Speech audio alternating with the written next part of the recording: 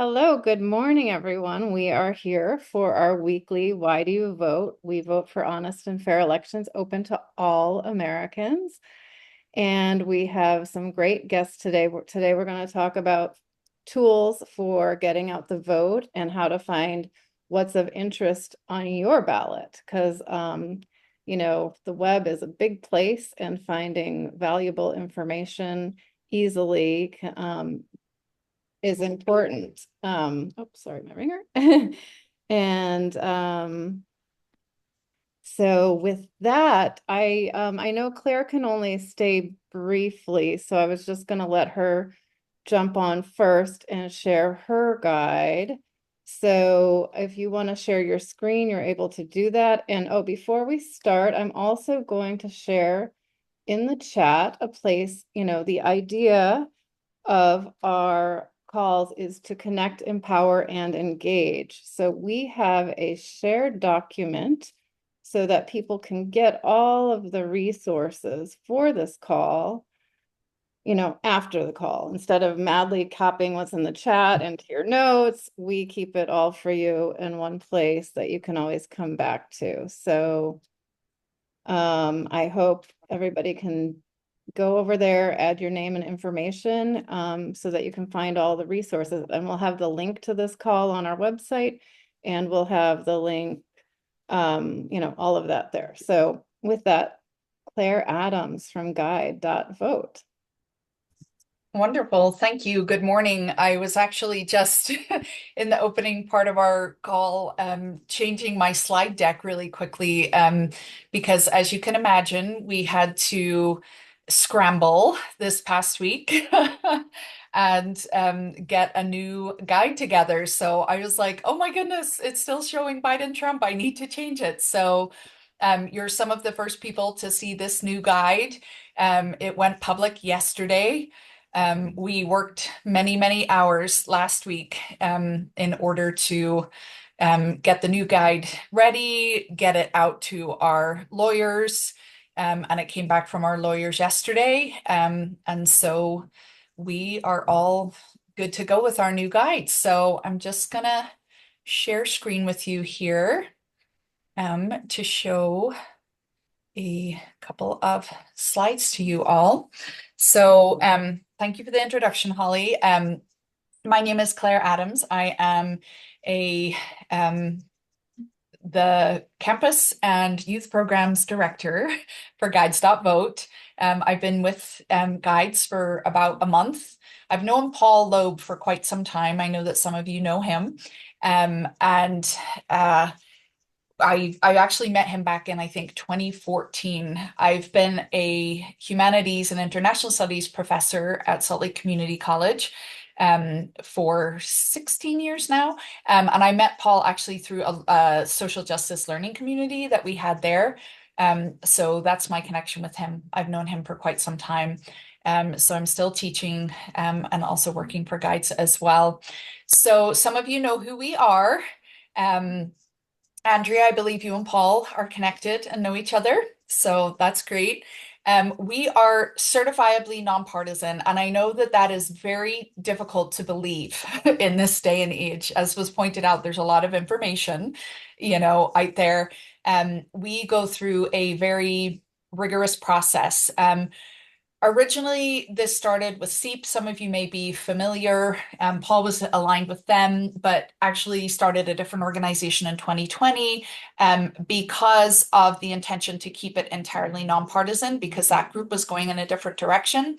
And so he wanted to keep it entirely nonpartisan. So we do a lot of research for the guides from various sources. We don't just go to the candidate website. We look for sound bites. We look for social media. We look for reputable reportage and journalism, and we get a broad spectrum of quotes and ideas from each candidate. Then we put together notes, then we distill it down into a guide, and then it goes off to our lawyer that certifies it for nonpartisanship and facts and all of the things. So a great opportunity I had last week to actually work on the guide. I was in France doing some work out there, and I was flying home on a 10-hour flight. About 8 of those were spent working on this guide.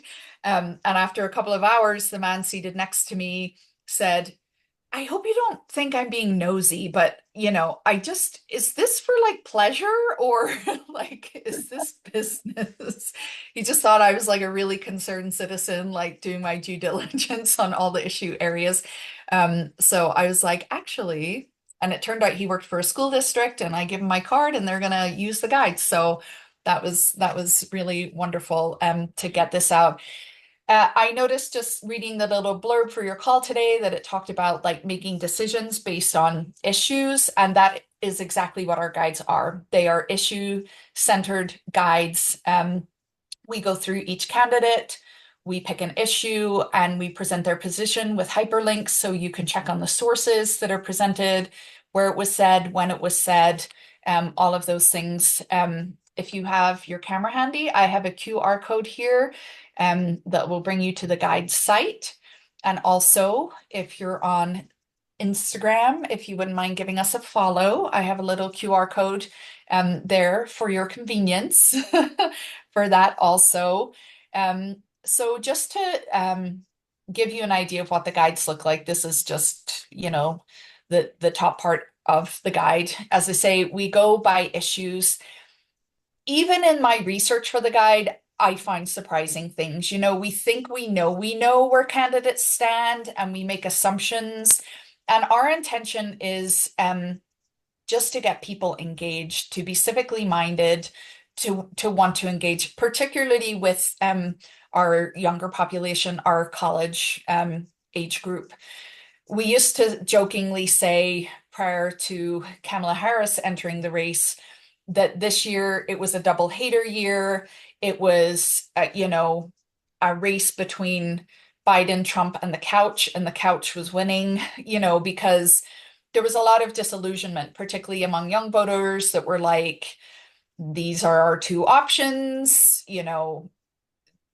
that nobody was particularly enthused, but, we still wanted the guide to be there to, even if we can look beyond the cult of personality to be like, what does this particular candidate, like, where do I align with them? Who do I want to be representing me in terms of issues, basically? So we offer the guide in a digital format and in a print format. We can provide free printed guides if there's a guarantee that they will be distributed and that they won't just sit in a closet in a box. So if you're working in a key state, you're running a big campus event or something like that, we will happily print the guides for you. We also offer some other resources. Again, I am coming at this from a campus and youth programs perspective, so forgive me. We obviously support other organizations and voter engagement in that regard. I want to just flick through here we offer Senate guides and governor guides for the key states as well, and some Supreme Court guides as well. Also, how to vote in those key states specifically too. But in terms of distribution, and again, please forgive the campus-centric nature of all of this, we do offer free banners and we have a print request form on our site as well. So we can offer free banners for events where you can readily identify that you're using Guide.Vote, nonpartisan voting guides. There can be a QR link. This is what some of the banners look like here. And so people can access the digital version of the guide. We do have guides available in both English and Spanish. The English version of the new presidential guide just came out yesterday. As I say, you're some of the first to see it. And we should have the Spanish edition ready by the end of this week. So that's my sort of quick version. I would love any questions that you may have about the guides or about distribution. If any of you through your organizations would like to set up a meeting with me, I'm going to drop my email in the chat here. And feel free to reach out and we can absolutely set something up if it's something that you think your organization could utilize. Wonderful. Thank you, Claire. This is very helpful. And we'll share your email in our spreadsheet that people can access afterwards. So Thank with you. that, I would like to welcome Emma Kraus from Vote America. I had it wrong in our first email that it was vote.org, but she is with Vote America. So Yeah. welcome, Emma. Yes, thank you, Holly. And shout out to Claire and the work they've done. We've done a couple of partnerships with the Guide.Vote team before, and they're great people to work with. So definitely recommend using them as a resource. Um, I appreciate you all taking the time to hear from us today. At Vote America, we are a national voter registration and voter turnout group. So we work in competitive races all across the country, primarily in more like mass media type of programs. So things like out of home advertising, on campus advertising, things like that to reach and mobilize voters. But we also have built and share voter engagement software as well. So we have tools to support voters through basically the entire life cycle of casting a ballot. So we have a tool to support folks under 18 through the pre-registration process in their state. We have tools to support voter registration, verifying your voter registration, requesting an absentee ballot, pledging to vote. Again, really that whole kind of life cycle of the voter engagement process. And so depending on what your organization is focusing on, or maybe you're doing all of those things, depending on the time of year, we probably have a tool that can support the work that you are doing. I can share my screen and just show you a little peek at kind of what our software looks like.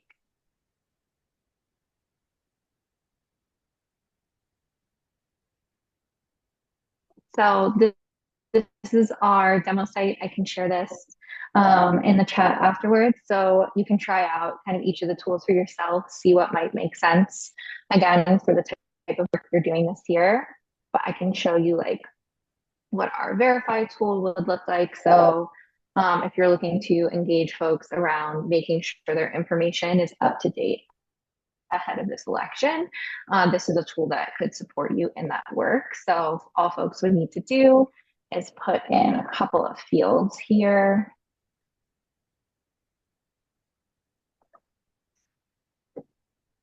Like their name, their address, their date of birth.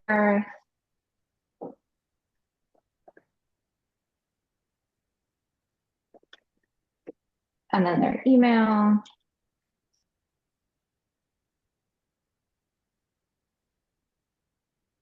And then they just need to hit continue. And then it would check them against the voter file and say, this person is, yes, registered to vote at this address. Maybe someone has recently moved, and so they actually aren't registered to vote at their current address. If someone got a negative result on this, there would be information about why they might have gotten that negative result. Again, maybe they've moved, maybe they were putting in a nickname, not their full name. Maybe they just need to register to vote, and then they would be prompted to do that. And all of those same fields that someone has already collected would be pre-populated for them, and then send them on their way. Our tools support online voter registration. So in my state of Virginia, where there is online voter registration, if I was going to register to vote, once I put in my details on the form, it would then take me over into the Virginia elections portal. I'd complete that process there. But in a state like Montana, for example, where there isn't online voter registration, we would pre-populate all the fields someone has submitted and email them a PDF of their voter registration form that they can then sign and submit to their local election office. It works the same way for the absentee ballot request as well, which leads me into the other thing I'd love to share on this call is just a little plug around absentee ballots and voting by mail. we have done a ton of research around the impact of voting by mail this year. So, in addition to offering our software to folks, we also just want to kind of knowledge share with other people looking to engage with voters. So, I can put this in the chat and in the spreadsheet too, so people can see this. As well. But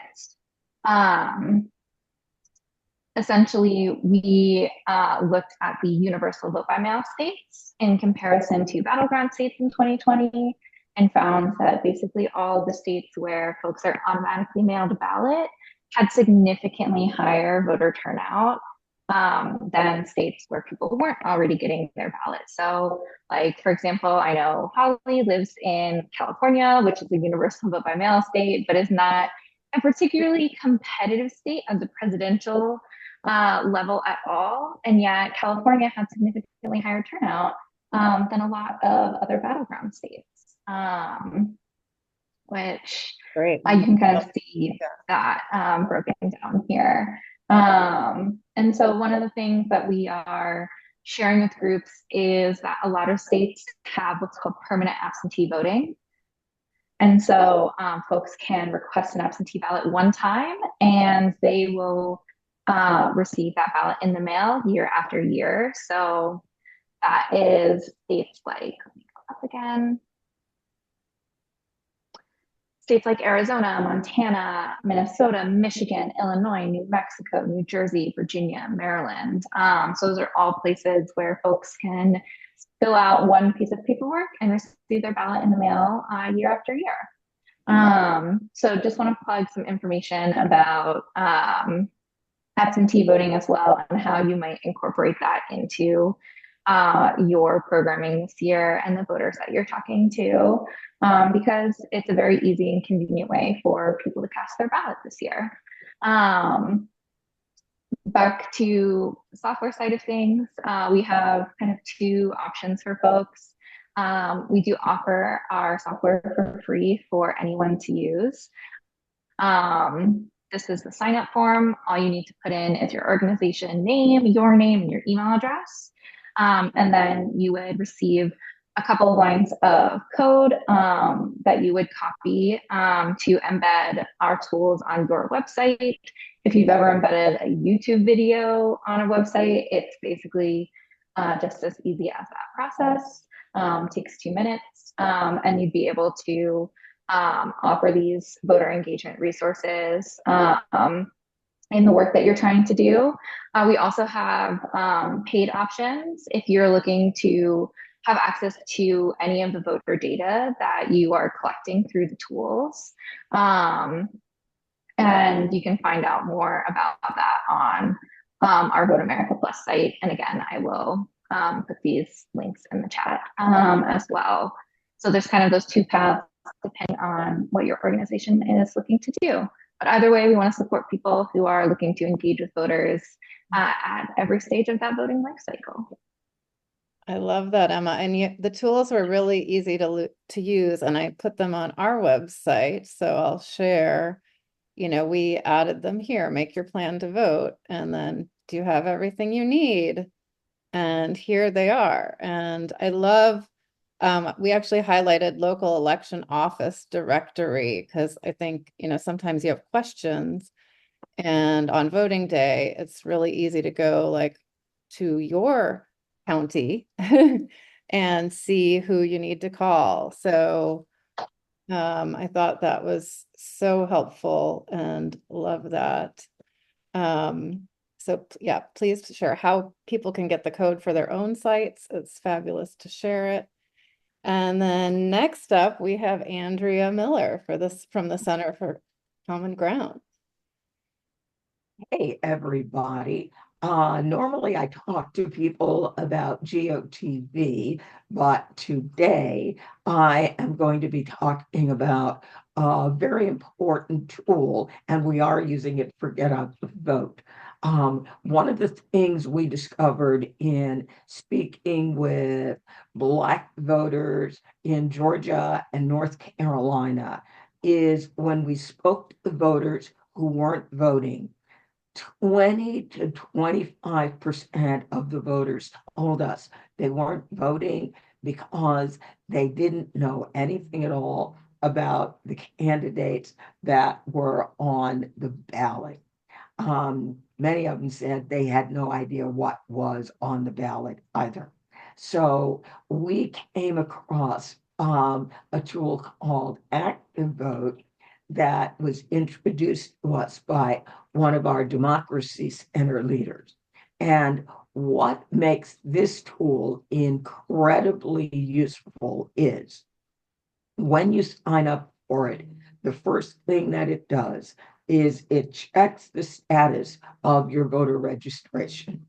And now, for many of our voters in Georgia, Florida, Texas, you are hearing about people, basically vigilantes, getting people dumped off the voter rolls. And when your registration gets canceled, thrown out, whatever you want to call it, folks aren't notified. And so in these states which do not have same-day voter registration, if the voter does not find out and re-register before the close of voter registration, they are out of luck and they will not be voting in this election.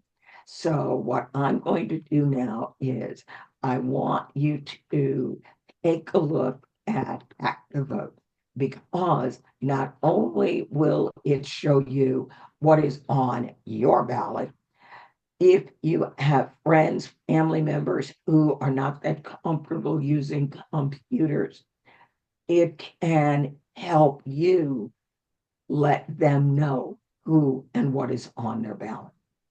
All right, now, first things, I always explain that a lot of times, most people can tell you who's president, who's vice president. They can probably get at least one of their US senators, and after that, it gets squishy. One of the main things I love about Active.Vote is every elected official at your address, president, vice president, both senators, your House member, and your state officials, governor, lieutenant governor, attorney general, and state senate, state house, and then your city or county officials and judges if you elect them. So if you love the way things are going, these are the people to thank. If you hate the way things are going, these are the people you want to get on. Now, I'm going to click on Tim Kaine. For every candidate that's currently elected, you're going to get their party, you're going to get a little bit of their background, their work history, where they got their degree. You're also going to get their website, all their social medias, so you can go and read about them. And then you get this. Their matrix position. What is that? Well, when you first sign up for Active.Vote, you are going to be right here in dead center. It doesn't know, are you left? Are you right? It has no idea.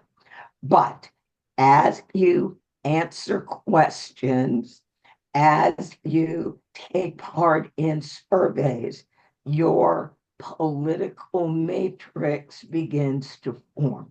So when you look at me, I'm here, and you look at Tim Kaine, he's a little bit to the left of me, but basically we are in good political alignment. Whereas if I go over here, our governor here, because Glenn is state, they really didn't do him. All right. But they did do my state senator. So when we look, I'm here and he's way over there. So we have got nothing that anybody could say would be in alignment. All right, I'm going to go all the way back to the top and let's look at getting prepared for an election. It says, I am 100% prepared. In other words, my voter registration in Virginia is currently active. If your voter registration changes and suddenly goes inactive, this message changes and it will say that you are not prepared for whatever the upcoming election is. And then it will tell you why. Since I'm prepared, it's got nothing else to tell me. And it says, all right, in 14 weeks, it'll be November 5th. However, Virginia has early voting. So when I click on early voting starts Friday, September 20th, and it ends on Saturday, November 2nd. Now, they only use the official state links, which is too bad because the Virginia early voting office location is the worst webpage in the world. It is so bad that we had to create a whole new one so that people could actually figure out what was going on with early voting. They send you to 3 different places. If you want to vote by mail, and my mouse is having a moment, there we are.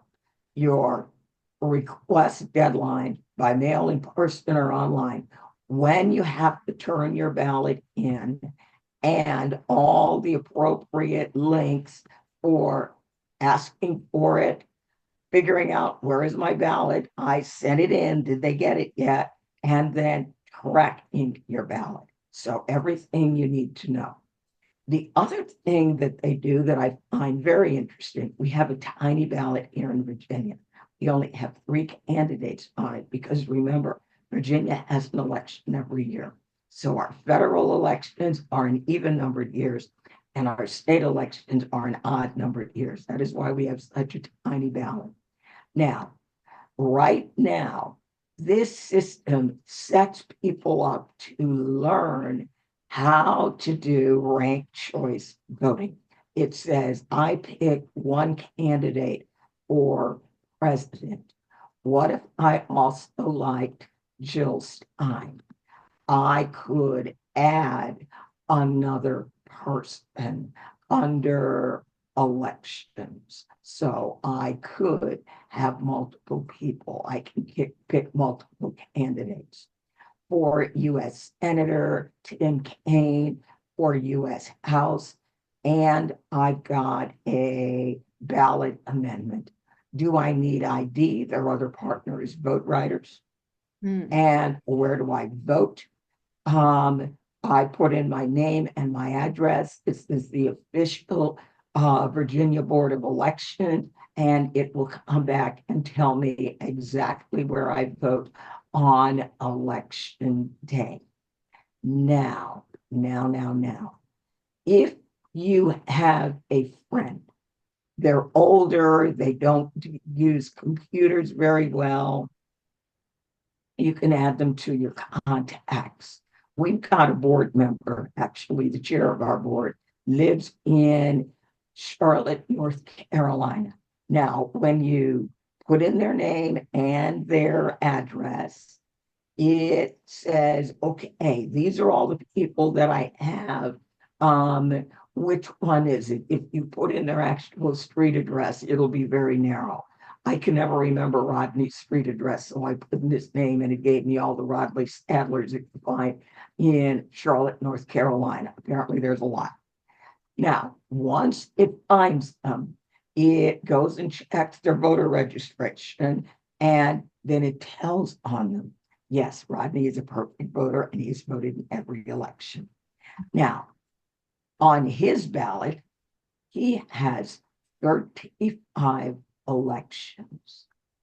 President, U.S. House. They also have their state elections, governor, lieutenant governor, state senate, state house, secretary of state. And then they've got a bunch of commissioners, attorney general, treasurer, auditor, superintendent of public instruction.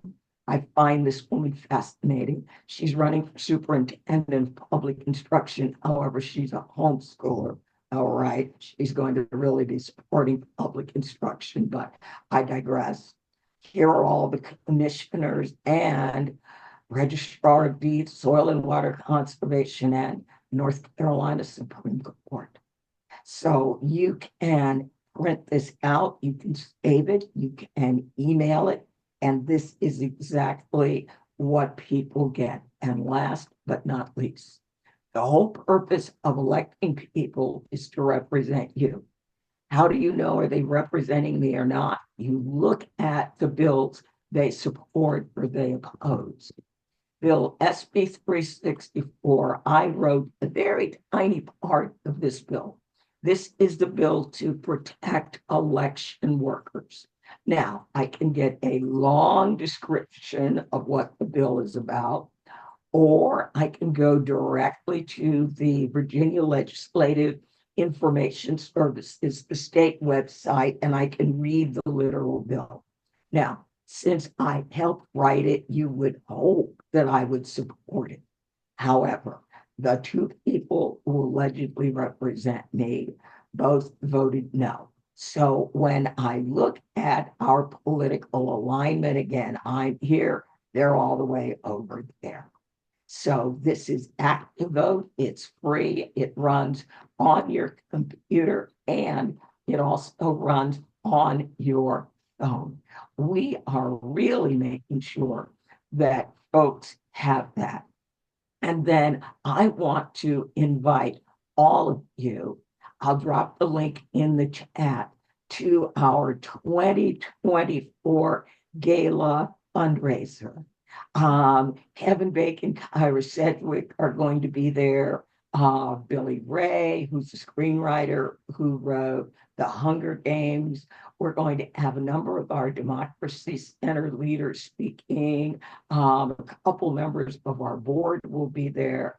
It will be a lot of fun. It will be a lot of information about turning out the Black and the Latino vote in this election. Ray McClendon from Georgia Team Unity will be there. We are forming North Carolina Team Unity, and they will be there. So the link will be in the chat. Thank you so much, Ollie and everybody. Thank you, Andrea. I'm so glad you walked us through this. And after, I want to just do a quick run through of what we are up to and why we are hosting these calls before we break to go to our Q&A and get even further into all this great information. So think of your questions now. And oh wait, hold on 1 second. Gotta get to the right page. So we are the Why Do You Vote social action campaign, and these calls are our educational component. But the idea of the Why Do You Vote social action campaign was to get a lot of videos online talking about voting for 7 issues that most Americans actually agree on, and those are on our homepage.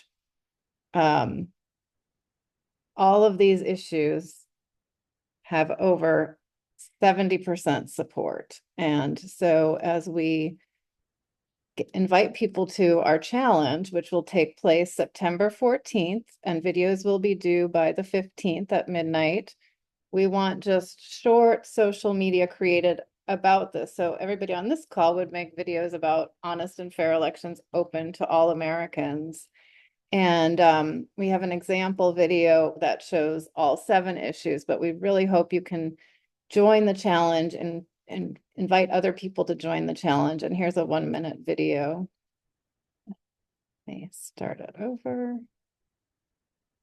I vote for women's choice because we need autonomy over our own bodies. Why do you vote? I vote because democracy is an important part of the American spirit. Why do you vote? I vote because the people who came before me made so many sacrifices to make my vote count. And that's why I vote. Why do you vote? I vote because I want kids to be safe at school. Why do you vote? I vote because of marriage equality. Why do you vote? For our environment, to hear our planet, to hear your rights, to hear for everything. So that's the reason I vote. Why do you vote? I vote because I believe in universal health care for all. Why do you vote? I vote because I care about marriage equality and people exercising their rights. Why do you vote? I vote because action is the antidote to despair. Why do you vote?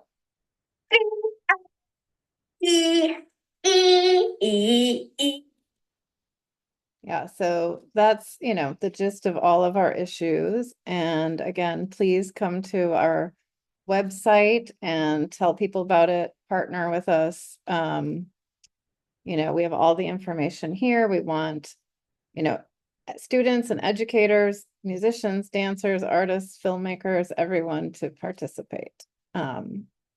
So now let's get to the juicy part of Q&As. I know a lot of you probably have some great questions. I'm going to start it off with a quick one for Emma. You talked about voting by mail and how much that went up.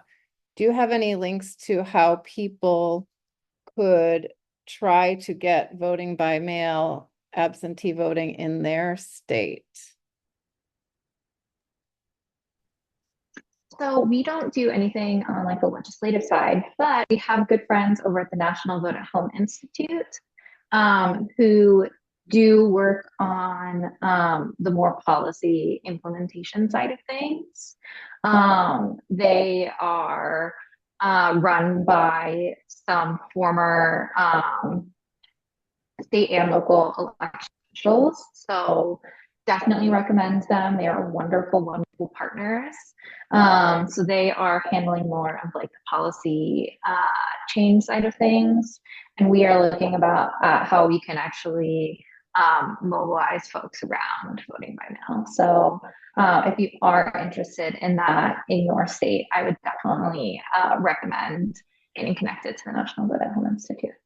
Okay, that's great. And that's just voteathome.org. Is that? Yes. Okay, I'll share that in the shared doc. Okay.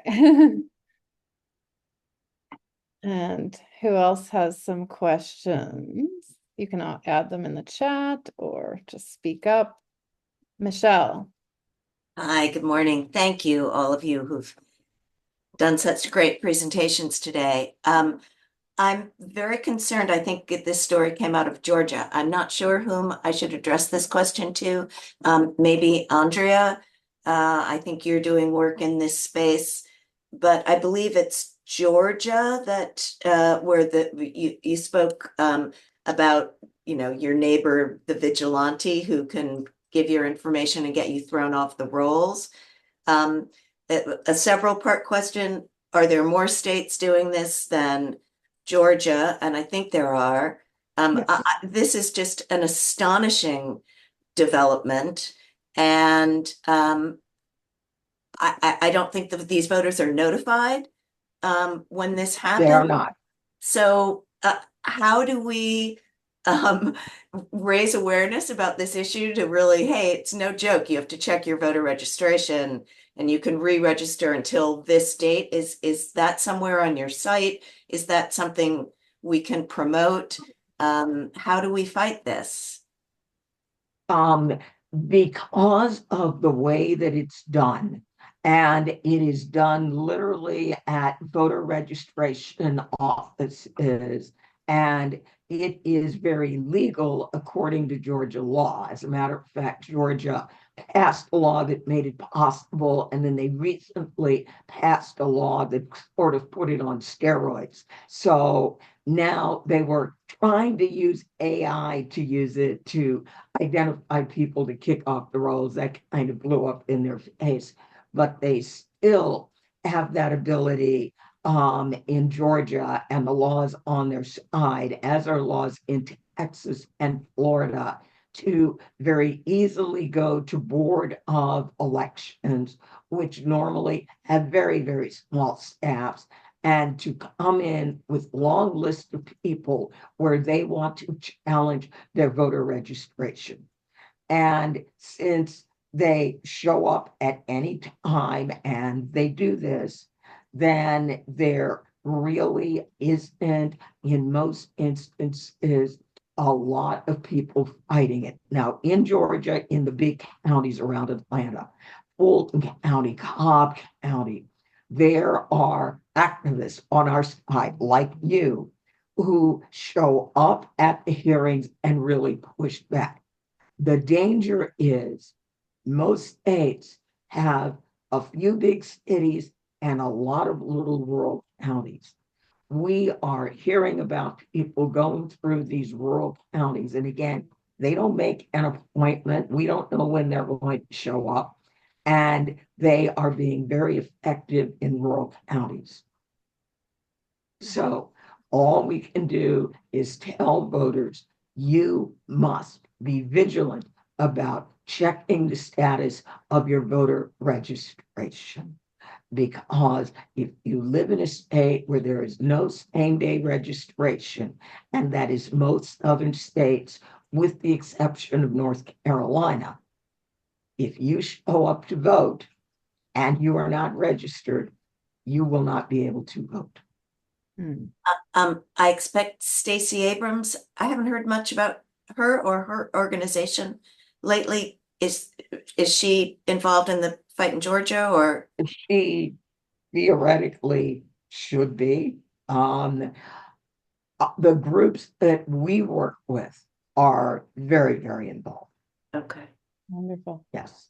Thank you for that information. It's terrifying. On our call on September 17th, we're going to have Greg Palast join the call, who's caught, investigating on this.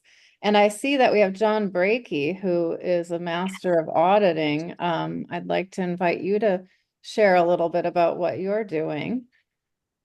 Well, thank you. And this is, it's good to see Andrea Miller. I've had the honor of spending a couple of days at her house back in 2019 when I was out running around the country, trying to meet with some of the best activists there are. And there's no better than Andrea and what she does. And thank you, Andrea. What we're pursuing, I think, is very, very important because of the heating up of this whole election and what's going on between the right and left. If the right was suggest, hey, we ought to go left on this issue, the right would say, no, we're going the other way, or vice versa. I'm really big right now into developing a program called ABE, which stands for A Better Election. It's an auditing program. I'll post it online here, and with 2 documents. It will show you that if you get the cast vote record and the ballot images, we developed a program with Microsoft Office using Excel that you could verify the election. There's a number of states. If you file a records request for these 2 records, if you get them, you would download ABE, learn how to run it, and then you would be able to take for 300,000 ballots. Maybe there's 2, like I did Michigan, a county in Wisconsin, and it had 247 precincts. I was able to develop 247 separate CVRs, cast vote record databases, by precinct. You can look at data many, many different ways. And in the document I'm going to send you, there's a video that's 19 minutes long that will explain to what it does. It's amazing. I think it's very important that we prove to people if elections are real or not. Let's face it, in the last election, if not voting was a presidential candidate, 80 million people in this country didn't vote. Why? A lot of them think it's a waste of time. Some say, I haven't, I don't care. And we need to get the numbers up because a lot of people have walked away because they believe what Mark Twain said. Mark Twain said, if voting made a difference, they wouldn't let us do it. And so we want to prove that elections are real, and we want to be able to prove it well enough that maybe people won't die in the November election, because when Trump does lose, because we got a great candidate, okay, they're going to be saying it was stolen. Can we prove to them with hard evidence that it wasn't? And then on top of that, it'd be nice if these guys would put the inkjet back into the high-speed counters, because we could physically marry this anonymous ballot to a ballot image. And there you go. Here's your precinct. Add it yourself. It's quick, and it's just amazing using, once you get into this system, is to realize how you can use this Excel program and to examine. So anyway, I will post some links where people can study it with my contact information. And thank you all for caring. You know, there's not enough of us out here who are fighting for this Democratic Republic and putting it back in line where it belongs before we lose it. With Agenda 2025, Agenda 47, it's scary. It really is. Thank you. Thank you, John, for your work. And I do want to stress that Why.Do.You.Vote is a nonprofit project of Money Out, Voters In. So we are nonpartisan. And I believe everybody on this call is as well, but everybody can have their opinions, of course. So do we have any more questions for anybody? Does anybody want to share anything? And also feel free to jump in why you're here and why it matters to you. Sherry Stark, I see your hand up from Elders. Just want to hear more about what is Money Out, Voters In. That's the first time I've heard. Wonderful. Well, Michelle, are you still on? I'll let you. Hi, yes, I'm here. Hi, Sherry. I'm the president of Money Out, Voters In. Holly is among our directors, and this project is hers. We established in 2012. We started as a project of California Common Cause, and our first actions were, and in fact, many of our actions revolve around the battle to overturn the Citizens United decision. That's why we got into this game. Our mission is to end corporate rule and to encourage civic engagement. And we have worked quite a lot with the California legislature. We were able to lead and then lead the ballot measure, Prop 59 in 2016, which was the Overturn Citizens United Act, which passed statewide in California. Sadly, that was also the election that Donald Trump may or may not have won. I still think that election was a little spooky for many of the reasons that folks have been talking about on this call today. Our legislative activities now revolve around a piece of legislation that was developed by Free Speech for People. It is to close the loophole that Citizens United opened for foreign money to pour into our elections through foreign investments in U.S. corporations. There is one state in the nation that has passed this, and the governor who signed it is in the news big time these days, Tim Walz of Minnesota.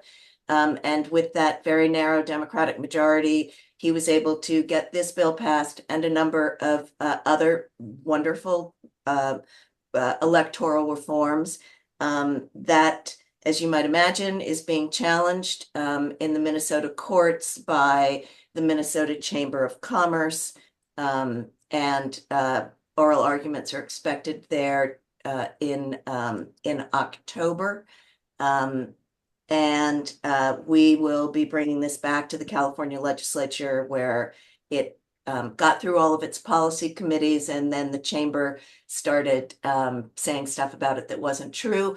One of the big hurdles here, again, goes back to Citizens United, because California lawmakers have been able to hide behind the notion that closing this loophole, which of course federal law already prohibits any kind of foreign money contributed either directly or indirectly, but they hide behind the Citizens United ruling saying that this is unconstitutional, which, and of course, it hasn't been before the courts. And as John Bonifaz, president of Free Speech for People, would tell you, if he were here, that the case that says that this actually is constitutional was actually written by then Judge, now Justice Brett Kavanaugh, in a case called Blumen versus the FEC, where Kavanaugh found that Canadian students who had printed posters at a Kinko to hand out in Central Park violated this federal election law. So we think we're on very firm ground there. So that's a rather longish description of who Movi is. Thanks, Michelle. And do we have any more questions for our panelists?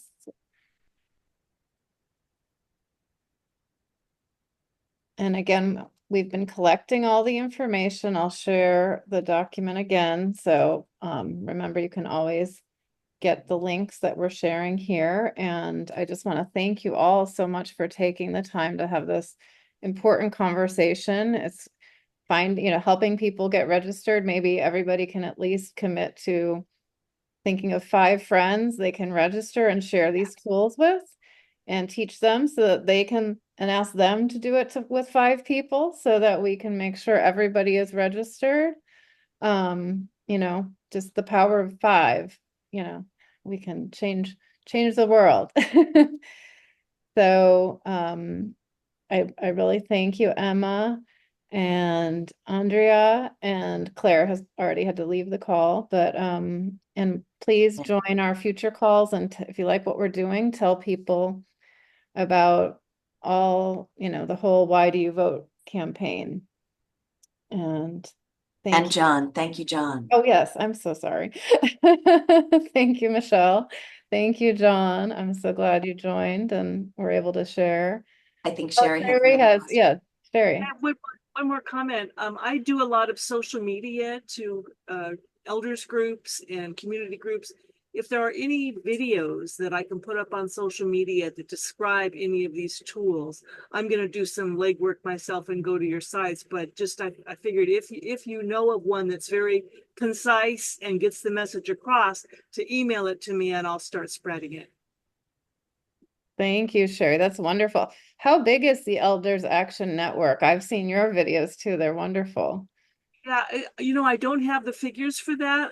Elders Action Network started as Conscious Elders, and now it's got Elders Climate Action, which is a much bigger arm of it, and it is national. And I know there are state there's state branch, I forget what they call branches or working groups. Third Act is also very big. That's the newest that's the group that was formed by Bill McKibben, who also formed 350. And that's also got a lot of celebrities attached to it and a lot of new members all the time. The Southern California member, chapter, for instance, has about 200, 300 members. But they're not real, because of the pandemic, maybe we're mostly Zoom oriented. We do have some events like protesting banks that invest in fossil fuels. We had about 50 turnout for that.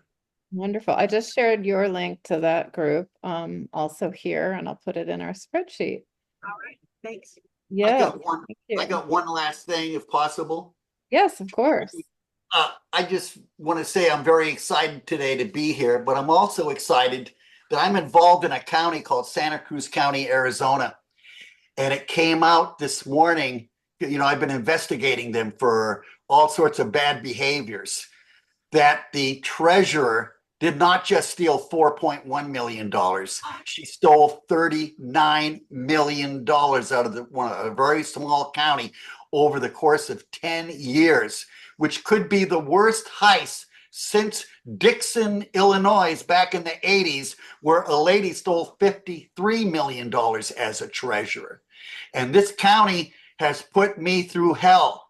2 years ago, they sued me for asking for public records. And it's cost me $40,000 to date in legal fees. They've spent close to $130,000. And what it really came down to is that me being an investigative activist, I investigated them in 2014 and caught them in another bad situation of withholding public records that were very important. And so I'm excited to see this happening, that people get what they want, and this all is exposed, because it's really been quite an ordeal in my organization and me to be stressed out about being sued for asking for public records, which is the worst thing that you can do to a citizen, because it's their right to ask. Their job, in court, just in closing, in court, the judge, and the first time they sued me, said, What are you doing in my court? This should be in Santa Cruz County, not Pima County. And what are you doing suing a requester? It's his right to ask. Your job was to give him the records or give him a statutory reason why you can't have it. Okay? And they refused to do that. And now it's all today breaking about this $39 million. It's just incredible. And this is a small county. And anyway, thank you. And I did post the video about Abe. Please watch it. It's very simple. This is not rocket science we developed. All we did was take Microsoft Office and write a program how to do all of these wonderful things with overvotes, undervotes. Hey, if an election was within one vote, Abe could show you where those votes are. Thank you again. Thank you. And I'm just sharing one last time the video link, so you have it. Well, thank you so much, everyone. We really appreciate your time, and hopefully you'll join us on the coming Tuesdays. Have a wonderful day. Terrific. Thank you so much. Thank you.